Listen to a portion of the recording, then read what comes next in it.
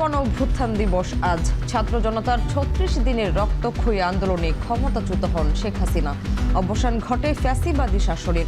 শাহবাগে স্মৃতিস্তম্ভে শ্রদ্ধা নিবেদন।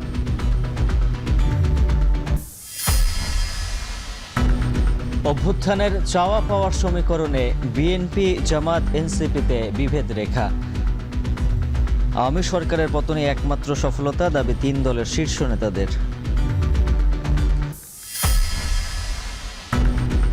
জুলাইয়ের মানবতা বিরোধী অপরাধে ৬ মামলার বিচার শেষ আন্তর্জাতিক অপরাধ ট্রাইব্যুনালে। ১ বছরের মধ্যে জুলাই হত্যার সব বিচার সম্পন্নের আশা প্রসিকিউশনের। গণ অভ্যুত্থানে কৃতিত্ব সবার, জনগণকে ফেলে মাঠ ছাড়েনি বিএনপি, বললেন প্রধানমন্ত্রী। জুলাই স্মৃতি জাদুঘরের উদ্বোধন আজ।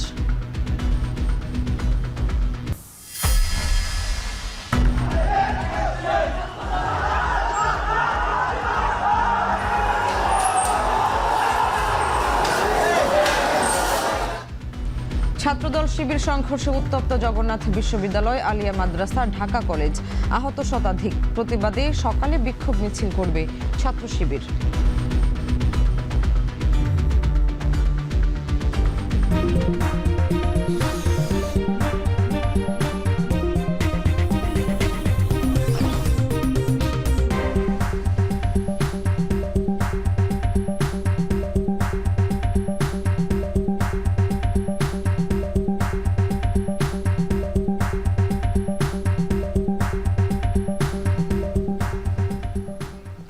স্বাগত এখন সকালে। পুরো আয়োজনে আপনাদের সঙ্গে আছি আমরা দুজন, আমি শামীমা শামী এবং আমি উজ্জ্বল হাফিজ। আজ ঐতিহাসিক ৩৬ জুলাই ২০২৪ সালের ঘটনাবহুল দিনে পতন হয় শেখ হাসিনার ১৭ বছরের ফ্যাসিস্ট শাসনামল। একদিন এগিয়ে আনা মার্চ টু ঢাকা কর্মসূচিতে জনসমুদ্রে রূপ নেয় রাজধানী। দেশ ছেড়ে পালিয়ে যান শেখ হাসিনা। গণভবন ও সংসদ ভবনে তৈরি হয় উল্লাসিত জনতার ইতিহাস। বিজয়, সেনাপ্রধানের ভাষণ আর নেতৃত্ব দেয়া সমন্বয়কদের বহুল প্রতীক্ষিত সংবাদ সম্মেলনের মাধ্যমে জুলাই গণ অভ্যুত্থানের বিজয় গাথা রচিত হয়। আরো জানাচ্ছেন তৌহিদুল তারেক। আমাদের যে ৬ তারিখের যে লং মার্চ টু ঢাকা কর্মসূচি ছিল সেটাকে আমরা একদিন এগিয়ে নিয়ে এসেছি, অর্থাৎ আগামীকাল ৫ই অগস্ট সারা দেশের মুক্তিকামী জনতাকে ঢাকার উদ্দেশ্যে রওনা হওয়ার জন্য আমরা আহ্বান জানাচ্ছি। ৫ আগস্ট সোমবার ২০২৪, ইতিহাসের সন্ধিক্ষণে বাংলাদেশ। আগের দিনের এই ঘোষণা সরকার পতনের শেষ পেরেক। গণহত্যার বিপরীতে আপামর জনতার লং মার্চ আগ্নেয়গিরির অগ্ন্যুৎপাতের মতো বিস্ফোরিত হওয়ার অপেক্ষায়। লং মার্চ প্রতিরোধে ঢাকার প্রবেশপথগুলোতে ভোরের আলো ফোটার আগেই পুলিশ, র্যাব আর সেনাবাহিনীর কঠোর অবস্থান। কাঁটাতার, মরণাস্ত্র আর সাজোয়াজারের উপস্থিতি জানান দিচ্ছিল নড়ে যাওয়া গদিরক্ষায় নির্মমতার শেষ পর্যায়ে নামতে প্রস্তুত তৎকালীন ফ্যাসিস্ট সরকার। সকাল ৭টা পর্যন্ত আন্দোলনের ৩ হটস্পট যাত্রাবাড়ি, উত্তরা ও রামপুরায় আইনশৃঙ্খলা বাহিনী ছাড়া ছিল না তেমন কেউ। উদ্বেগ, উৎকণ্ঠা আর শঙ্কার সংমিশ্রণে গুমট ঢাকার রাজপথ।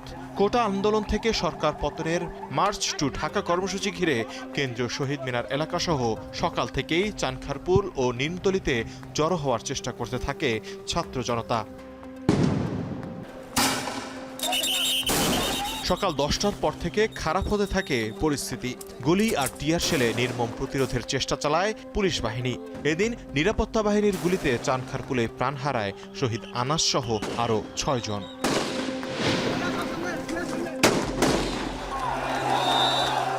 একই সময়ে ভিড় বাড়তে থাকে রামপুরা, উত্তরা আর যাত্রাবাড়ির অলিগলিগুলোতে।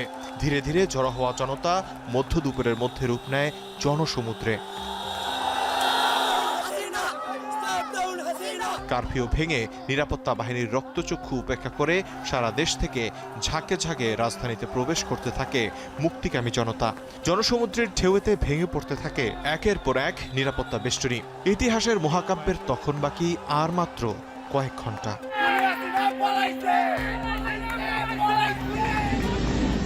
এদিকে পরিস্থিতি বেগতিক দেখে গণভবন ছাড়ার প্রস্তুতি নেন শেখ হাসিনা। দেশের আপামর জনতার উপর সেনাবাহিনীর গুলি ছুড়তে অপারগতা উপসংহার টেনে দেয় ১৭ বছরের এক বন্দিশালার। দুপুর 2টার মধ্যে খবর আসে হেলিকপ্টারে করে পালিয়েছেন শেখ হাসিনা। এমন খবরে বিজয় উল্লাস করে গণভবন ও সংসদ ভবনমুখী হয় ছাত্র জনতা।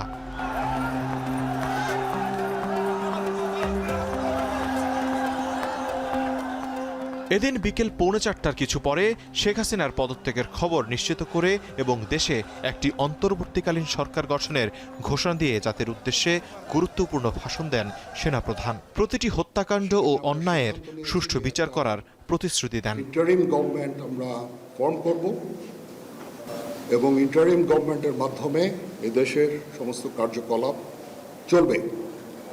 আমরা এখন মহামান্য রাষ্ট্রপতির কাছে যাব। বাংলাদেশের কোনো আন্দোলনে এত ঐতিহাসিক এই দিনের শেষ হয় বৈষম্য বিরোধী ছাত্র আন্দোলনের সমন্বয়কদের বহুল প্রতীক্ষিত জরুরি সংবাদ সম্মেলনের মাধ্যমে। 5 আগস্ট রাত 9টার দিকে রাজধানীর তেজগাঁওয়ে চ্যানেল আই ভবনে এই সংবাদ সম্মেলনটি অনুষ্ঠিত হয়। আগামী 24 ঘন্টার মধ্যে একটি অন্তর্বর্তীকালীন জাতীয় সরকারের পূর্ণাঙ্গ রূপরেখা পেশ করা হবে বলে ঘোষণা দেন প্রধান সমন্বয়ক নাহিদ ইসলাম। রাজনৈতিক বন্দোবস্ত আমাদের করতে হবে। এর 3 দিন পর 8 আগস্ট ডক্টর মোহাম্মদ ইউনূসকে প্রধান করে 14 জন উপদেষ্টা নিয়ে গঠিত হয় অন্তর্বর্তী সরকার। তৌহিদুল তারেক, এখন ঢাকা। আওয়ামী লীগ সরকার পতনের 2 বছর আজ।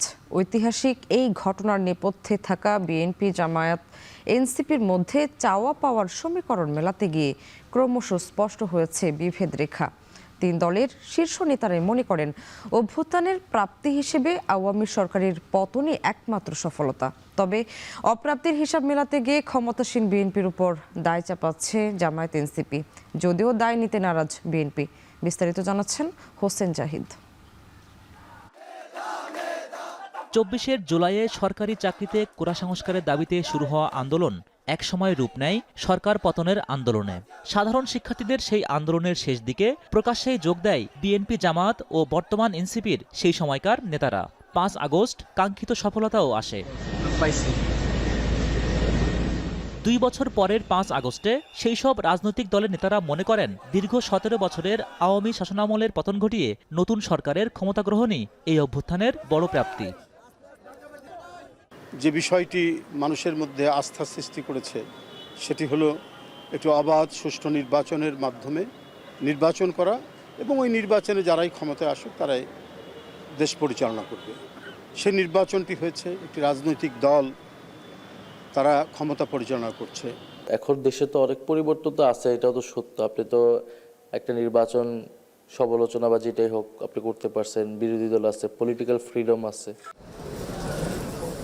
তবে রাজনৈতিক দলগুলোর এক সময়কার একতা এখন অনেক ক্ষেত্রেই রূপ নিয়েছে বিভেদে। কেন এই ছন্দপতন, সেই প্রশ্নের জবাবে জামায়াত সেক্রেটারি দায় চাপান বিএনপি সরকারের ওপর। তিনি মনে করেন জুলাই সনদ বাস্তবায়ন না করা সহ অন্তর্বর্তী সরকারের আমলে জারিকৃত বিভিন্ন অধ্যাদেশ বাতিলের কারণেই বিএনপি সরকারের সাথে দূরত্ব বাড়ছে জামায়াতের। সরকার যে জুলাই জাতীয় সনদের স্বাক্ষরকারী একটা দল হিসেবে তার ভিত্তিতে অনুষ্ঠিত গণভোটকে কিভাবে অস্বীকার করে যাচ্ছে।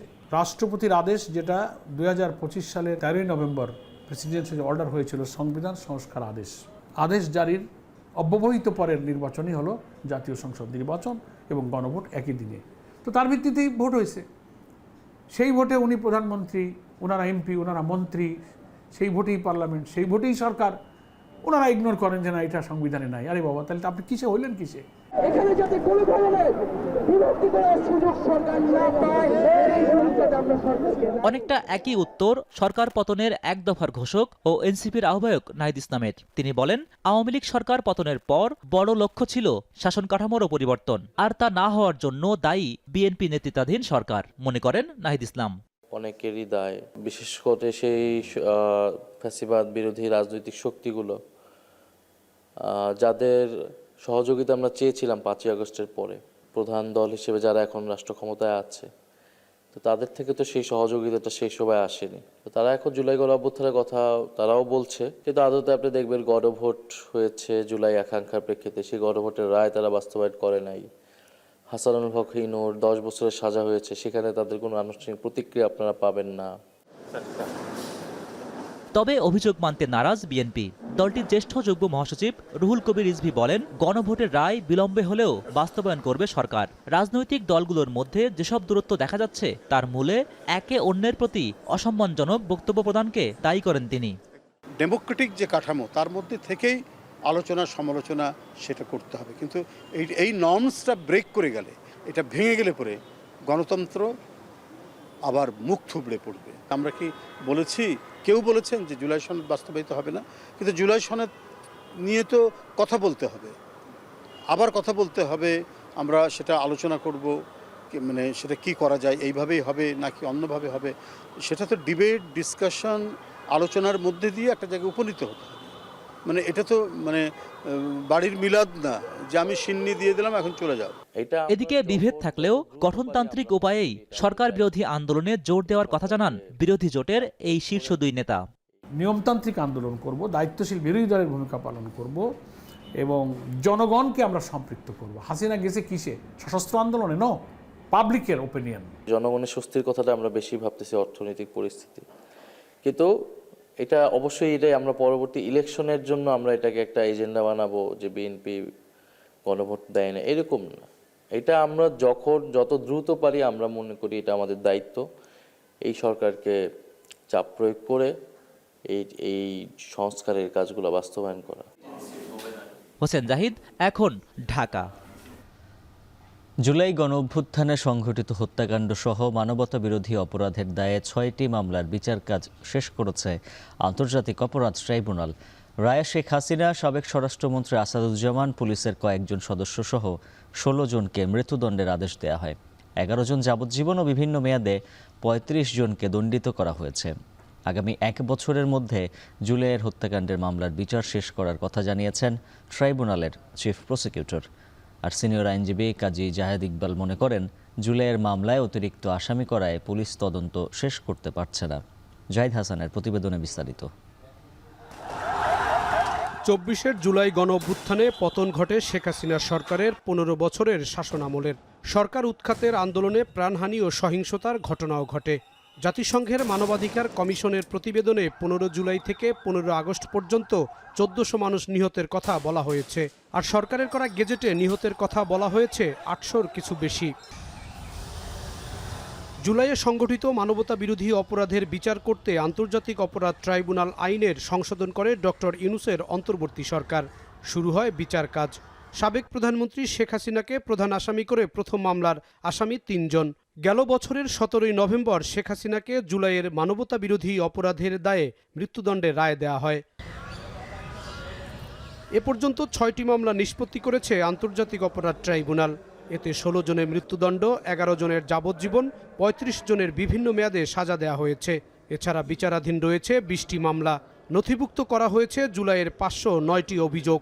ট্রাইব্যুনালের চিফ প্রসিকিউটর আমিনুল ইসলাম জানিয়েছেন, আগামী ১ বছরের মধ্যে জুলাইয়ের মামলার নিষ্পত্তি করা হবে। ত্রুটি বিচ্যুতিও থাকতে পারে কখনো কখনো, কিন্তু এটা অবশ্যই আপনাদেরকে আমরা খুব গ্যারান্টি দিয়ে বলতে পারি যে আমরা এই যে পিক অ্যান্ড চুজ এই শব্দটার সাথে আমাদের মধ্যে একটু দ্বিমত আছে। এজ এ হোল আমরা সবগুলো আপিলই আমরা শুনানির একটা উদ্যোগ নিচ্ছি, কারণ আপনি জানেন যে অনেকগুলো আসামির অল্প সাজা হয়েছে। যে আসামিগুলোর সাজা অল্প ছিল, যেগুলো আমরা এনহ্যান্সমেন্টের জন্য আপিল করেছিলাম, সেই আপিলগুলো আমাদের দ্রুত নিষ্পত্তি হওয়া প্রয়োজন। জুলাই গণঅভ্যুত্থানে সারা দেশে ১,৮৬৬টি মামলা হয়েছে। এর মধ্যে ৭৯৯টি হত্যা মামলা। এক একটি মামলায় হাজারেরও বেশি আসামি রয়েছে। কয়েকটি মামলার তদন্ত শেষ করে শেখ হাসিনা সহ অনেককে অব্যাহতিও দিয়েছে পুলিশ। এক মামলায় এত আসামি করার বিষয়ে সুপ্রিম কোর্টের সিনিয়র আইনজীবী কাজী জাহেদ ইকবাল বলেন, বেশি আসামি করায় তদন্ত শেষ হচ্ছে না, অনেককে হয়রানিও করা হচ্ছে, এতে ন্যায় বিচার ব্যাহত হচ্ছে। দ্রুত তদন্তগুলো শেষ করা, সেই জন্য প্রয়োজনীয় সাপোর্ট দেওয়া পুলিশকে, লজিস্টিক হোক, তাদের তদন্ত কর্মকর্তা হোক, এবং একই সঙ্গে রাষ্ট্রকে বেছে নিতে হবে যে এর মধ্যে কোন মামলাগুলো মানবতা বিরোধী মামলা হিসাবে চিহ্নিত হবে, সেখানে যাবে। বাকিগুলো এইখানে বিচার করে ফেলা, এবং সেই বিচার করার সময় যারা আহত হয়েছেন, নিহত হয়েছেন এই প্রক্রিয়ার মধ্যে দিয়ে, সে সংখ্যাটা কিন্তু বিপুল। তো সুতরাং তাদের অধিকার আছে ন্যায় বিচার পাওয়ার। তো তাদের এই ন্যায় বিচারের ব্যবস্থাটা আমাদের করতে হবে। নানান কারণে এটার মামলার মধ্যে নাম চলে এসছে, তারা কেউ যেন এই ঘটনার শিকার হয়ে না যান। রিয়েল পারপিট্রেটরসদের যাতে বিচারটা একদম যথাযথভাবে হয় সেটা নিশ্চিত করাটা রাষ্ট্রের দায়িত্ব। 2025 গত 14 জুলাই সংসদে আইনমন্ত্রী জানিয়েছেন জুলাইয়ের সারা দেশে 158টি মামলার তদন্ত শেষ হয়েছে, যার মধ্যে 40টি হত্যা মামলা, আর ঢাকা মহানগরে মামলা রয়েছে 790টি। জাহিদ হাসান, এখন ঢাকা। প্রধানমন্ত্রী তারেক রহমান বলেছেন, জুলাইয়ের সফলতার কৃতিত্ব জনগণের, কোনো নির্দিষ্ট দলের নয়।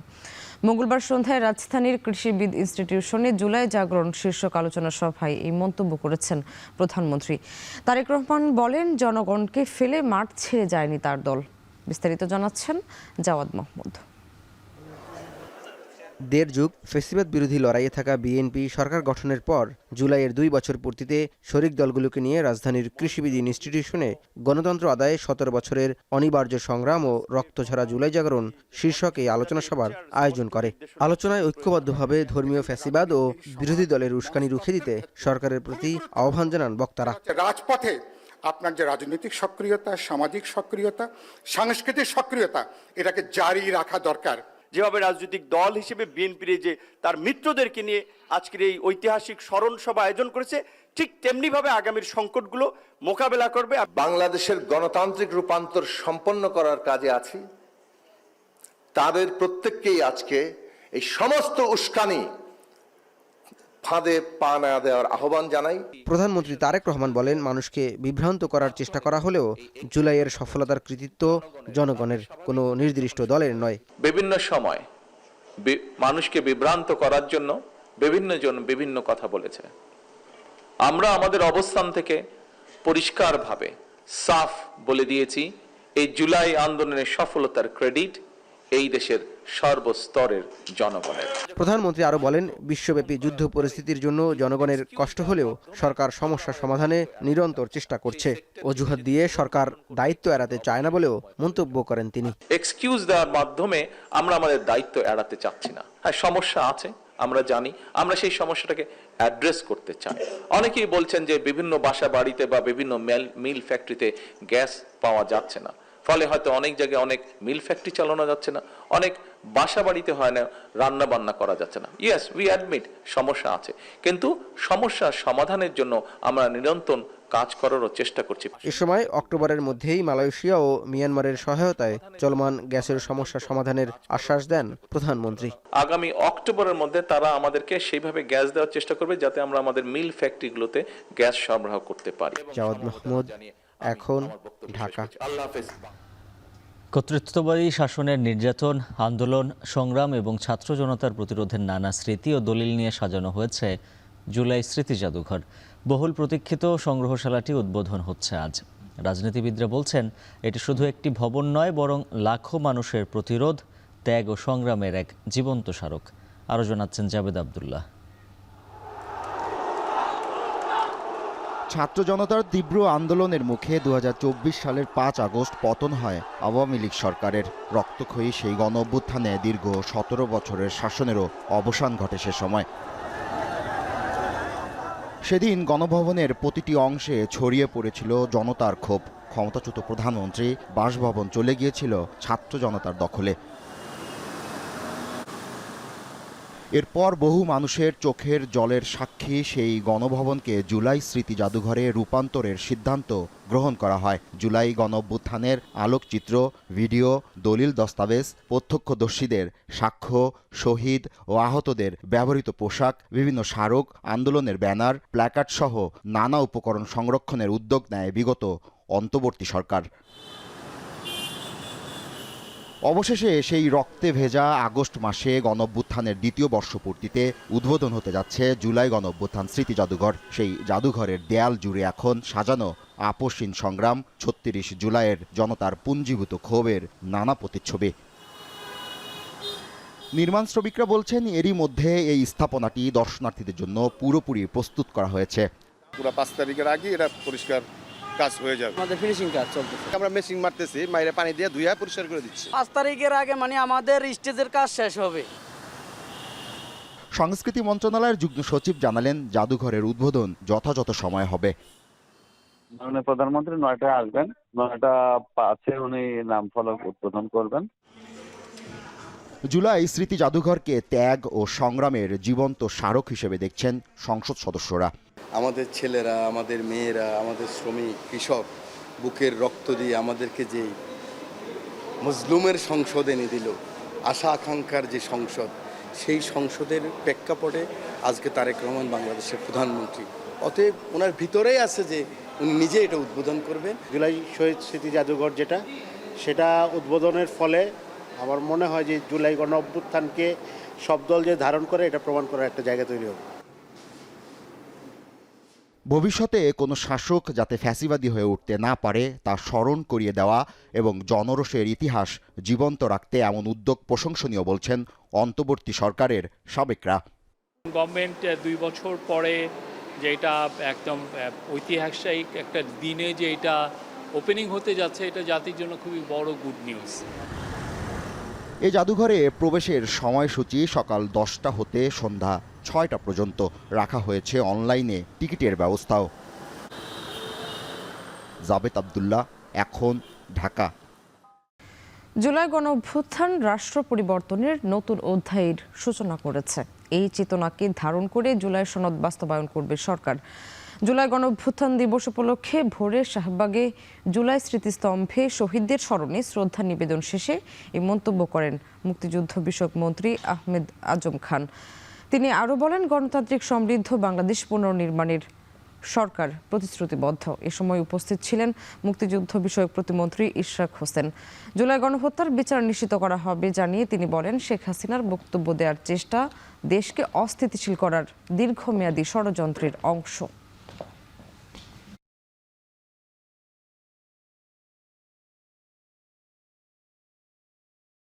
আজকের দিনে আমরা জগদ্দল পাথরের মতো চেপে বসা ফ্যাসিবাদকে উৎপাটন করে ছাত্র জনতা, রাজনৈতিক দলের সারা জাতির অংশগ্রহণের মধ্য দিয়ে আমরা ফ্যাসিবাদকে বিদায় করতে পেরেছি। আমরা গণতন্ত্র উত্তরণে আসতে পেরেছি। যারা পতিত ফ্যাসিবাদ, যারা বাংলাদেশ থেকে হাজার হাজার কোটি টাকা লুটপাট করে নিয়ে গিয়েছে, সেই অর্থ আবার বাংলাদেশে বিনিয়োগ করে দেশকে অস্থিতিশীল করে হয়তো ফেরার চেষ্টা করতে পারে। কিন্তু এতটুকু আপনাদের মাধ্যমে বলতে চাই যে অবশ্যই আমরা ফ্যাসিবাদকে কোনোদিনও বাংলাদেশে যদি তারা ফেরত আসে, তাহলে তাদের এই গণহত্যার জন্য যে তাদের ফাঁসির রায় হয়েছে সেটিকে কার্যকর করার মাধ্যমেই তাদের বাংলাদেশের রাজনীতির ইতি টানা হবে ইনশাআল্লাহ। যথাযোগ্য মর্যাদায় সিলেট ও নোয়াখালীতে পালিত হচ্ছে জুলাই গণ অভ্যুত্থান দিবস। ভোরের আলো ফুটতেই জুলাই শহীদদের স্মরণে পুষ্পস্তবক অর্পণ করা হয়। এ নিয়ে আরও জানাতে সিলেট থেকে যুক্ত আছেন সহকর্মী সন্দীপন শুভ, নোয়াখালী থেকে নাসিম শুভ। বিস্তারিত জানাতে শুরুতেই যাব সিলেটে। শুভ, জানাবেন সারা দিনে আজ কি কি কর্মসূচি রয়েছে?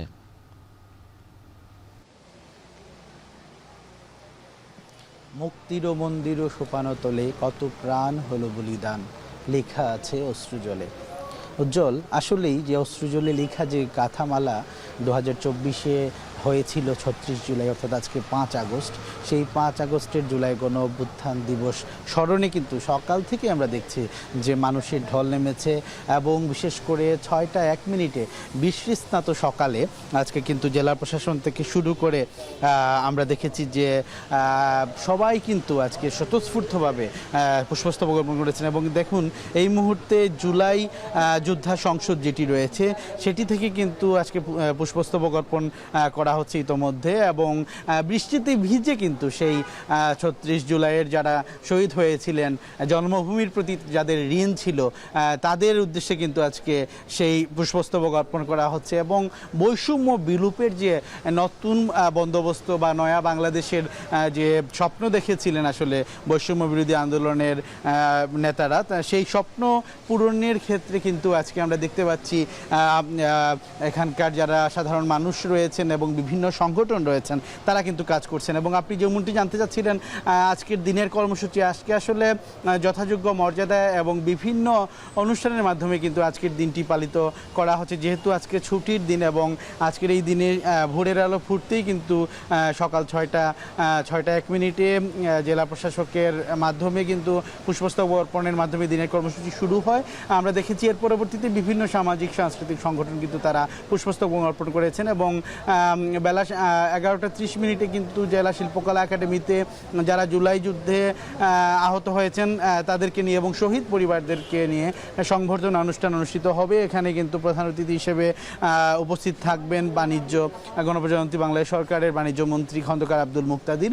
এর পাশাপাশি পরবর্তীতে কিন্তু সাংস্কৃতিক অনুষ্ঠান বিকেল অনুষ্ঠিত হবে। এখানে প্রধান অতিথি হিসেবে থাকবেন প্রবাসী কল্যাণ মন্ত্রী আরিফুল হক চৌধুরী এবং বিশিষ্ট ব্যক্তিবর্গ। এবং আমরা যতটুকু জানতে পেরেছি যে আসলে একটা আড়ম্বর পরিস্থিতির মধ্যেই কিন্তু আজকের দিনটি পালিত হবে এবং বিভিন্ন ধরনের প্রতিযোগিতা, চিত্রাঙ্কন সহ নানা ধরনের প্রতিযোগিতাও কিন্তু আজকে অনুষ্ঠিত হবে বলে আমাদেরকে জানানো হয়েছে। এবং আমরা কথা বলছিলাম আসলে জুলাই যুদ্ধে যারা অংশগ্রহণ করছিলেন তারা বলছিলেন যে বৈষম্য বিলোপের জন্য যারা লড়াই করেছিলেন এটি কিন্তু আজও জারি রয়েছে এবং তারা বলছেন যতদিন বাংলাদেশে বৈষম্য থাকবে, যতদিন বাংলাদেশে একটি স্বপ্নের বাংলাদেশ হিসেবে সৃষ্টি না হবে ততক্ষণ পর্যন্ত কিন্তু তাদের লড়াই চালিয়ে যাবে। এই ছিল আমার কাছে সিলেট থেকে জুলাই গণঅভ্যুত্থান দিবসের সর্বশেষ। নোয়াখালী থেকে যুক্ত আছেন নাসিম শুভ, জানাবেন জুলাই অভ্যুত্থান দিবসে নোয়াখালী থেকে কি আয়োজন রয়েছে? উজ্জ্বল, সারা দেশের ন্যায় কিন্তু নোয়াখালীতেও জুলাই গণ অভ্যুত্থান দিবস 2026 উপলক্ষে নানান কর্মসূচি হাতে নিয়েছে জেলা প্রশাসন, জেলার বিভিন্ন সামাজিক সংগঠন এবং বিভিন্ন রাজনৈতিক দল। আজ ভোরের আলো ফোটার সাথে সাথে কিন্তু ভোর 6:01 নোয়াখালী জেলা জুলাই শহীদ স্মৃতিস্তম্ভে পুষ্পস্তবক অর্পণের মধ্য দিয়ে দিনের কর্মসূচি শুরু হয়। ভোর 6:01 নোয়াখালী জুলাই শহীদ স্মৃতিস্তম্ভে পুষ্পস্তবক অর্পণ করেন নোয়াখালী জেলা প্রশাসন। এর পরপরে কিন্তু নোয়াখালীর পুলিশ প্রশাসন, নোয়াখালীর সিভিল সার্জন সহ নোয়াখালীর গণপূর্ত বিভাগ, স্থানীয় সরকার প্রকৌশল অধিদপ্তর, শিক্ষা প্রকৌশল অধিদপ্তর, যুব উন্নয়ন অধিদপ্তর, ফায়ার সার্ভিস ও সিভিল ডিফেন্স, বাংলাদেশ আনসার ও গ্রাম প্রতিরক্ষা বাহিনী সহ অন্যান্য সকল সরকারি দপ্তরের কর্মকর্তারাই কিন্তু জুলাই শহীদ যে স্মৃতিস্তম্ভ রয়েছে নোয়াখালী জেলা শহর মাইজদিতে সেখানে আসলে পুষ্পস্তবক অর্পণের মাধ্যমে যারা জুলাই শহীদ তাদেরকে আসলে স্মৃতিচারণ করেন। এছাড়া জেলা প্রশাসনের পক্ষ থেকে দিনভর নানাবিধ আয়োজন রয়েছে। বিশেষ করে আজ বেলা 11টায় জুলাই আন্দোলনের সময় যে আহত যারা রয়েছেন, পাশাপাশি শহীদ পরিবারে যারা রয়েছেন তাদের জন্য কিন্তু স্মৃতিচারণ আলোচনা সভা এবং তাদের জন্য বিশেষ সংবর্ধনার ব্যবস্থা করে জেলা প্রশাসন ব্যবস্থা করেছে, যেটি আজ বেলা 11টায় অনুষ্ঠিত হবে নোয়াখালী জেলা শিল্পকলা একাডেমিতে। এছাড়া তথ্য অফিসের পক্ষ থেকে কিন্তু জুলাই নিয়ে বিভিন্ন প্রামাণ্যচিত্র প্রদর্শনীর ব্যবস্থা করা হয়েছে। আর বিভিন্ন ধর্মীয় যে প্রতিষ্ঠানগুলো রয়েছে সেগুলোতেও কিন্তু দোয়ার আয়োজন করা হয়েছে। এর পাশাপাশি কিন্তু বিভিন্ন রাজনৈতিক দলের পক্ষ থেকেও বিভিন্ন কর্মসূচি হাতে নেওয়া হয়েছে জুলাই গণ অভ্যুত্থান দিবসে। আর তারা বলছেন যেই একটি মুক্তির জন্য যেই বাঙালির চাওয়া, যে জুলাইতে তরুণরা প্রাণ দিয়েছেন তাদেরকে স্মৃতিতে ধরে রাখতে কিন্তু সরকার, প্রশাসন এবং বিভিন্ন রাজনৈতিক দলের এই আয়োজন। তো উজ্জ্বল, এই ছিল আসলে নোয়াখালী থেকে জুলাই গণ অভ্যুত্থান দিবসের কর্মসূচি নিয়ে আমার কাছে এখন অবধি সব শেষ। মঙ্গলবার হঠাৎ করেই ছাত্রদল শিবিরের সংঘর্ষে উত্তপ্ত জগন্নাথ বিশ্ববিদ্যালয়, ঢাকা কলেজ, আলিয়া মাদ্রাসা, আহত শতাধিক। সংঘর্ষ ছড়িয়ে পড়ে পুরান ঢাকার ন্যাশনাল মেডিকেল এলাকা ও সায়েন্স ল্যাবেও। পরিস্থিতির নিয়ন্ত্রণে মোতায়েন করা হয় অতিরিক্ত পুলিশ। সংঘর্ষ থামলেও এলাকাগুলোতে থমথমে পরিস্থিতি বিরাজ করছে। আহতদের বিভিন্ন হাসপাতালে নেওয়া হয়েছে। বিস্তারিত প্রতিবেদনে। জুলাই গণঅভ্যুত্থান আলোকচিত্র প্রদর্শনী অনুষ্ঠানকে ঘিরে বাকবিতণ্ডায় জড়িয়ে পড়ে জগন্নাথ বিশ্ববিদ্যালয়ের ছাত্র শিবির ও ছাত্রদল। এক পর্যায়ে ধাওয়া পাল্টা ধাওয়া শুরু হয়। ইটপাটকেল নিক্ষেপ, ভাঙচুর আর সংঘর্ষে পুরো ক্যাম্পাস রণক্ষেত্রে রূপ নেয়।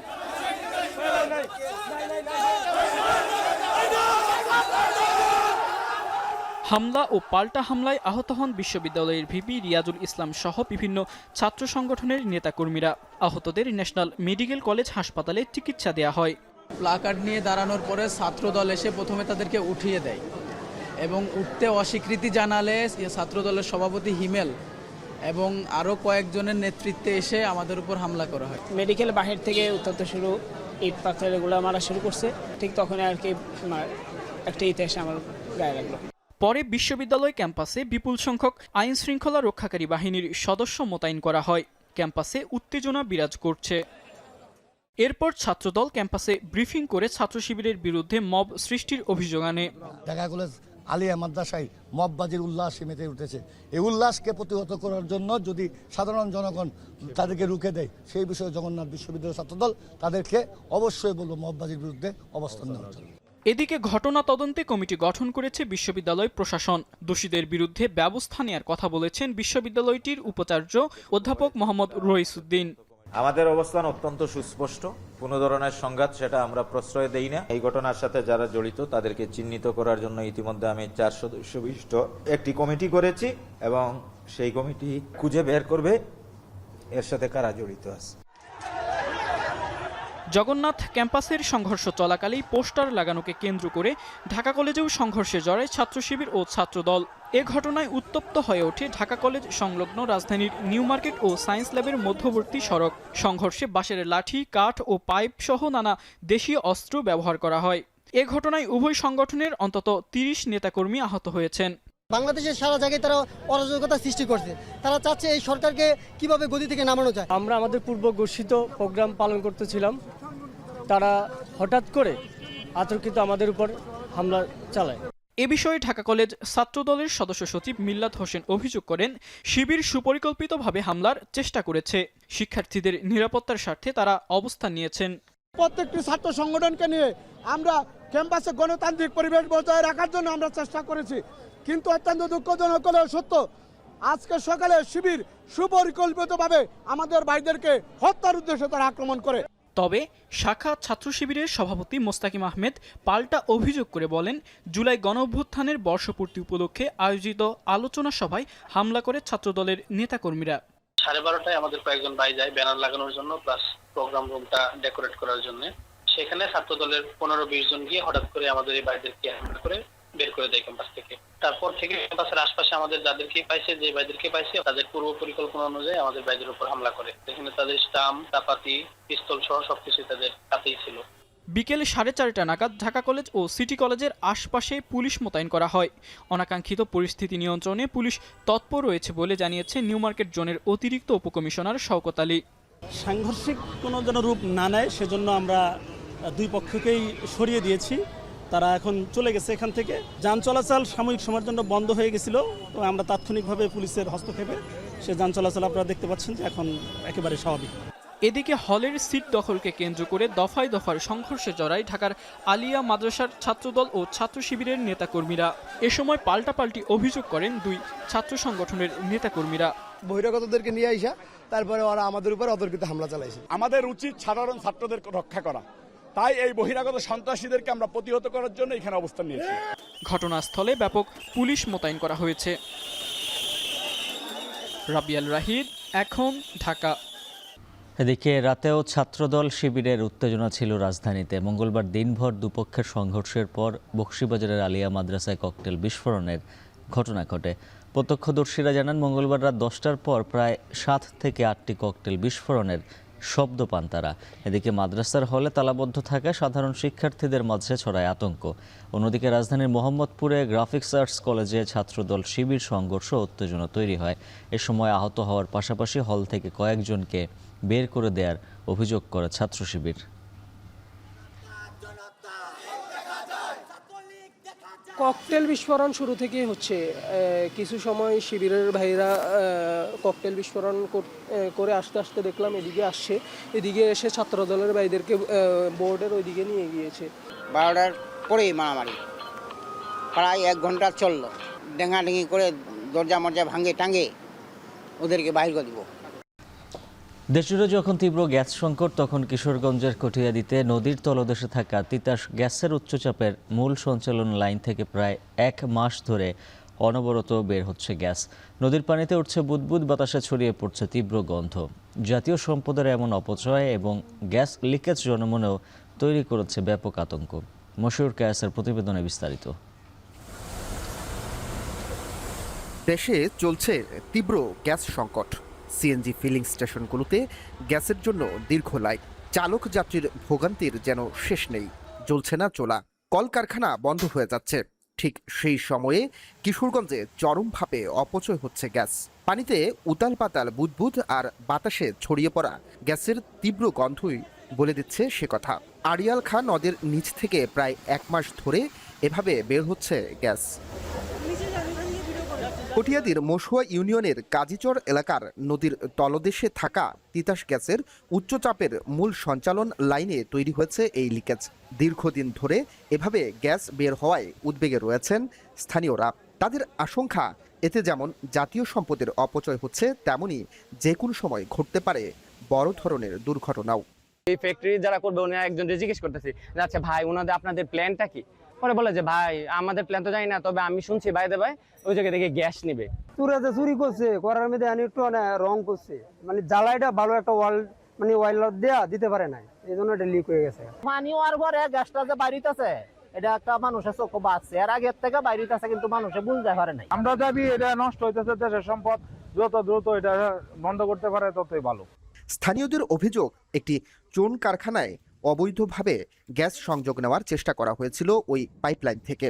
তখন থেকেই পাইপলাইনে লিকেজ হয়ে গ্যাস বের হওয়া শুরু হয়। তবে এ অভিযোগ এখনও নিশ্চিত করেনি তিতাস গ্যাস কর্তৃপক্ষ। এদিকে নিরাপত্তার স্বার্থে কিশোরগঞ্জে পাইপলাইনের চাপ কমিয়ে গ্যাস সরবরাহ প্রায় বন্ধ রাখা হয়েছে। এটার জন্য আমাদের লাইন বন্ধ না রাখলে তো সমস্যা হচ্ছে, চাপ একটু হয়তো আমাদের কমায় রাখতে হচ্ছে। এটা আমাদের প্রক্রিয়াধীন আছে। আমরা ডিসি স্যার আমাদেরকে ম্যাজিস্ট্রেট নিয়োগ দিচ্ছে।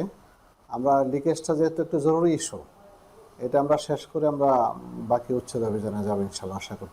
তিতাস গ্যাস কর্তৃপক্ষ বলছে এটি মনোহরদী থেকে কিশোরগঞ্জ ডিআরএস পর্যন্ত গ্যাস পরিবহনের উচ্চচাপের মূল সঞ্চালন লাইন। এই লাইন থেকে সরাসরি কোনো গ্রাহককে গ্যাস দেওয়া হয় না।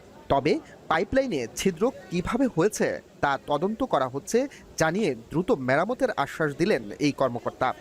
একবার মেরামত করা সহজে সম্ভব, কখনো কখনো যদি কাজটা জটিল আকার হয়ে যায় তখন এটা মেরামত করতে কিছু সময় লাগে। আর এই কাজটা আসলে একটু জটিল আকার ধারণ করছে, তবে আমরা চেষ্টা করছি, আমাদের চেষ্টা করে ত্রুটি নাই, আশা করতেছি খুব তাড়াতাড়ি আমরা মেরামত করতে পারবো। শুধু লিকেজ বন্ধ নয়, কিভাবে এ ঘটনা ঘটলো এবং কারা দায়ী সেটিও দ্রুত উদ্ঘাটন করে জাতীয় সম্পদ রক্ষায় কার্যকর ব্যবস্থা নেওয়ার দাবি স্থানীয়দের। মশিউর কায়েস, এখন কিশোরগঞ্জ। ইরান যুদ্ধে কূটনৈতিক ও সামরিক ব্যর্থতার জন্য দেশ ও দেশের বাইরে ঘনিষ্ঠ মিত্রদের বৎসনা শুনতে হচ্ছে ট্রাম্পকে। গেল 5 মাস ধরে ইরানকে ধ্বংস করার হুমকি কিংবা চুক্তি করার হুঁশিয়ারি দিয়ে শেষ পর্যন্ত কোনো ক্ষেত্রে সফল হতে পারেননি মার্কিন প্রেসিডেন্ট। উল্টো ফাঁকা বুলির কারণে শিকার হয়েছেন উপহাসের। কর্তৃত্বের চূড়ায় বসেও কথা আর কাজের মিল না থাকায় প্রশ্নের মুখে রিপাবলিকান শিবিরের রাজনৈতিক ভবিষ্যৎ। বিশ্লেষকদের ধারণা, এসব কারণে প্রেসিডেন্সিয়াল মেয়াদের বাকি 2 বছরের পথ চলা সহজ হবে না ট্রাম্পের জন্য। আরও জানাচ্ছেন সতীর্থ কর্মকার।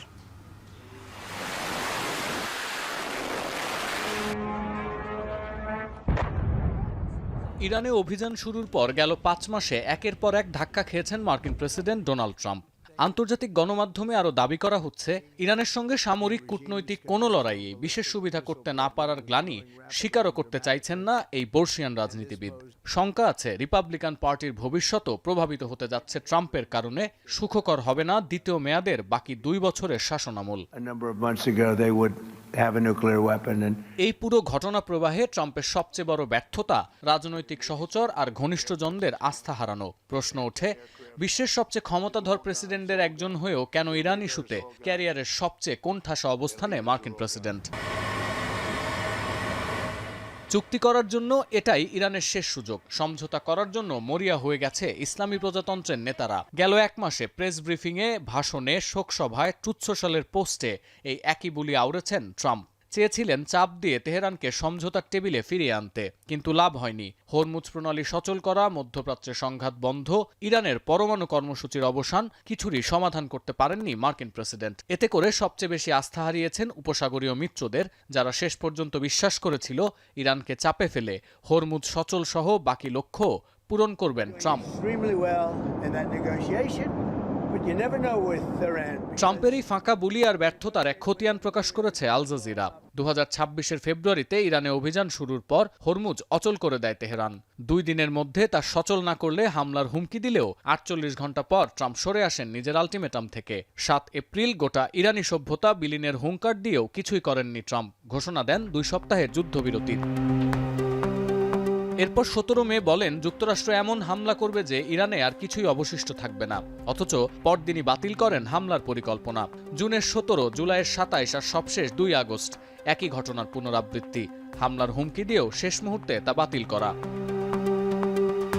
একই অসঙ্গতি দেখা গেছে ইরানের সঙ্গে চুক্তি নিয়েও। যুদ্ধ শুরুর পর 9 মার্চ সিবিএস নিউজকে ট্রাম্প বলেন যুদ্ধের লক্ষ্য অর্জন হয়েছে, দ্রুত চুক্তি হবে। এপ্রিলের 7 তারিখে এসে বলেন চুক্তির খুব কাছাকাছি ওয়াশিংটন। মে মাসের 23 তারিখেও একই বক্তব্য দেন ট্রাম্প, আর জুনের 8 তারিখে বলেন যুদ্ধে চূড়ান্ত জয় পেয়েছে যুক্তরাষ্ট্র। সবশেষ গেল সোমবার বলে বসেন চুক্তির জন্য মরিয়া হয়ে আছে ইরান, যা সরাসরি প্রত্যাখ্যান করে তেহরান। দেখা যাচ্ছে সর্বসাকুল্যে ভঙ্গুর যুদ্ধবিরতি আর অকার্যকর সমঝোতা স্মারকের সই ছাড়া আদতে কিছুই অর্জন করতে পারেননি মার্কিন প্রেসিডেন্ট, যার সবচেয়ে বড় মাসুল দিতে হচ্ছে উপসাগরীয় মিত্র, তেল কোম্পানি, রিপাবলিকান অর্থদাতা সহ খোদ মার্কিনীদের। বিশ্লেষকদের আশঙ্কা এসব কারণে মেয়াদের বাকি 2 বছরের পথ চলা সহজ হবে না ট্রাম্পের জন্য। সতীর্থ কর্মকার, এখন বিশ্ব। অস্ট্রেলিয়া সিরিজে প্রতিপক্ষের ভয়ঙ্কর পেস অ্যাটাক, অচেনা উইকেট, নাহিদ রানাকে না পাওয়ার ধাক্কা, সব প্রতিকূলতার মুখেই অজিদের বিপক্ষে লড়তে হবে শান্তর দলকে। সাবেকরা বলছেন কঠিন পরীক্ষায় দিতে হবে টাইগারদের। আরও জানাচ্ছেন মাহফুজ আহমেদ। ক্রিকেটের রাজকীয় ফরম্যাটের অন্যতম কুলিন দল অস্ট্রেলিয়ার বিপক্ষে দীর্ঘদিন পর তাদের মাটিতেই লড়তে হবে বাংলাদেশকে। অচেনা কন্ডিশন, উইকেট আর মাইটি অজিদের ভয়ঙ্করী পেস ত্রয়ীর সাথে নিজেদের ইনজুরির চাপ, সব প্রতিকূলতায় ডিঙিয়ে যেতে হবে টাইগারদের। যদিও সিরিজ শুরুর আগে সাবেকদের পাশে পেয়েছে নাজমুল হোসেন শান্তর দল। অস্ট্রেলিয়ার মাটিতে টেস্ট খেলার অভিজ্ঞতার আলোকে বাংলাদেশের সম্ভাবনা, চ্যালেঞ্জ আর প্রতিপক্ষকে চেপে ধরার বিভিন্ন কৌশলের কথা জানিয়েছেন জাভেদ ওমর ও হান্নান সরকার। মাইটি অজিদের ডেরায় প্রথম ভয়টা গতি আর বাউন্সের স্বর্গরাজ্য, পেস বান্ধব পিচ। তবে হান্নান সরকার জানান ডারউইনের উইকেট সাধারণত একটু স্টিকি হয়ে থাকে, তাই শুরুতেই পেসাররা দ্রুত ব্রেক থ্রু এনে দিতে পারলে স্পিনাররাও ভেলকি দেখাতে পারবেন বলে বিশ্বাস তার। একই সুর জাভেদ ওমর বেলিমের কণ্ঠেও। ডারউইনে তুলনামূলক কম বাউন্স এবং সুইং থাকায় 3 পেসার আর মিরাজ তাইজুল জুটির উপরই ভরসা রাখছেন তিনি। আর্লি উইকেট না নিলে কিন্তু অস্ট্রেলিয়ার রানটা আটকানো কঠিন হয়ে যাবে। সেই জায়গা থেকে পেস বোলারদের লিড দিতে হবে। নিশ্চিতভাবেই মিরাজ এবং তাইজুল আমাদের নিশ্চিতভাবে বেস্ট স্পিনার বলতে হবে, পাশাপাশি ওয়ার্ল্ডের মোস্ট এক্সপিরিয়েন্স 2জন স্পিনার। আমার কাছে মনে হয় ডারউইনের উইকেটটা অতটা ফাস্ট উইকেট হবে না, যে বাংলাদেশ 4টা ফাস্ট বোলার নিয়ে খেলবে।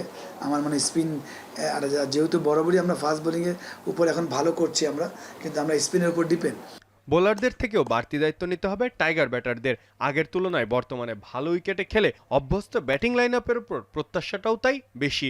হ্যাজেলউড, স্টার, কামিন্সদের পাশাপাশি নাথান লায়নদের সামলে স্কোরবোর্ডে জমা করতে হবে বড় রান। অভিজ্ঞ মুশফিকুর রহিমের সাথে দায়িত্বটা নিতে হবে তরুণ তুর্কিদেরও, এমনটাই মত সাবেক এই 2 ক্রিকেটারের। মুশফিক, ওর উপর আমি আশা করি, কেন খুবই অ্যাডজাস্ট করে খেলতে চায় যে কোনো কন্ডিশনে। আর সবচেয়ে ইম্পর্টেন্ট হচ্ছে লিটন, যে 6-7 নম্বর নামে বাংলাদেশ যখন স্ট্রাগলিং করেছে, 5 উইকেট পড়ে গেছে, 4 উইকেট পড়ে গেছে, লিটনের জায়গায় লম্বা রান করেছে। তামিম আছে এখানে, আমি যদি বলি অমিত আছে, তারা যারাই আছে এই আপকামিং প্লেয়ার, তারা যদি নিজেদের ওই অ্যাডজাস্টমেন্টটা করে নিতে পারে তাহলে বড় প্লেয়ার হতে পারবে। আমার মনে হয় যে মুশফিক এখানে মোস্ট সিনিয়র প্লেয়ার। মুশফিক আসলে নিশ্চিতভাবে তাদেরকে অ্যাডভাইস করবে এবং গাইড করবে। প্রতিপক্ষ শিবিরের ব্যাটাররাও বিশ্বসেরা। গতি তারকা নাহিদ রানাকে ছাড়াই ট্রাভিস হেড, স্টিভেন স্মিথদের সামলাতে জাভেদ হান্নানদের ভরসা তাসকিন আহমেদের ওপর। স্পিন পর্যন্ত যাওয়ার আগেই যে পেস বলে রানটা করে ফেলবে, সেই পেস বোলিংয়ের আমার মনে হয় যে যারা রয়েছে তাসকিন সেখানে লিড করবে এক্সপিরিয়েন্সের জায়গা থেকে।